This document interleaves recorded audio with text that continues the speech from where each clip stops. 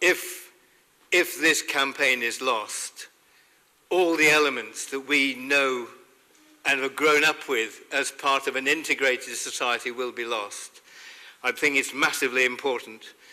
But it is like the early 1980s, again, where those huge attacks, mass unemployment came in, factories were closed, jobs were lost, anti-trade union laws came in, the whole panoply of the state used against working people. And we have to face facts. That was substantially lost.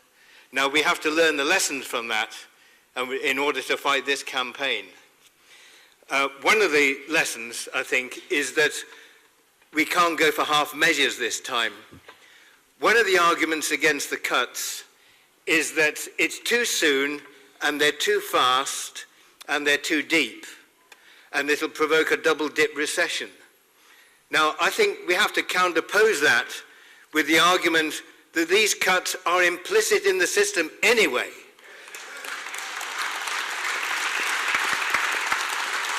Unemployment is demanded by the system. It's there to keep labor cheap, it's there to keep trade unions weak. They need it. Investment banks competing with each other to make big profits will take high risks. It will collapse. This is not a few aberrant people doing mischievous things. This is implicit in their system. It's a system without stability.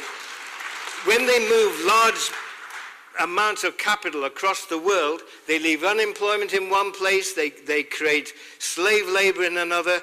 This is their system. There is no stability, there is no coherent society that we can create with it. And we now have to articulate an alternative. The attack against the poorest, this is not new. Cameron now talking of the poor being rewarded according to their behavior. We hear discussions of lifestyle choices. Lifestyle choices. What country do these people live in?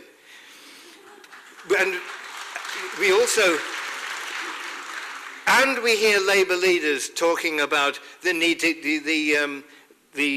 getting people back to work and how they must be manoeuvred back into work. No mention of the fact that there are 2.5 million declared unemployed, we're faced with only 500,000 jobs. We have to articulate an alternative society.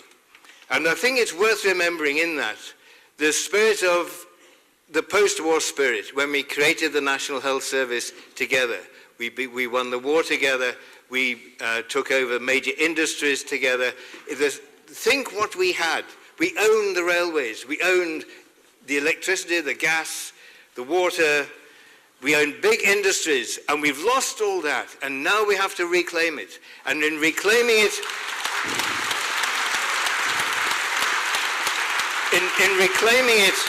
we have to construct our society based on equal opportunities and just social justice.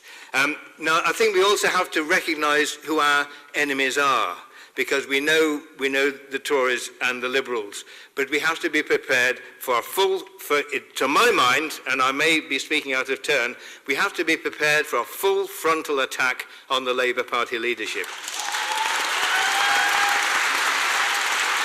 When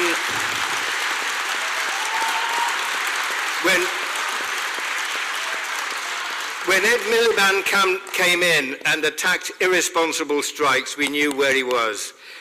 Why didn't he say he would support responsible strikes? It's presumably it's just the positive way of saying what he meant. But no, he was sending the indication that he was safe. Okay, we're nearly out of time. I was going to quote you a Miliband quote, which it would be worth him knowing. This is Miliband speaking. He said, "The belief in the effective transformation of the Labour Party into an instrument of socialist policies is the most crippling of all illusions to which socialists in Britain have been prone." And that was Miliband. Unfortunately, it was Ralph. So just to conclude, what we need and what the demand that we must make on the people who have brilliantly organized this meeting. But the demand that we must make is that they make a strategy for victory, because there is only so long that people will demonstrate unless they see the possibility that we can achieve something. And to do that, we need victories.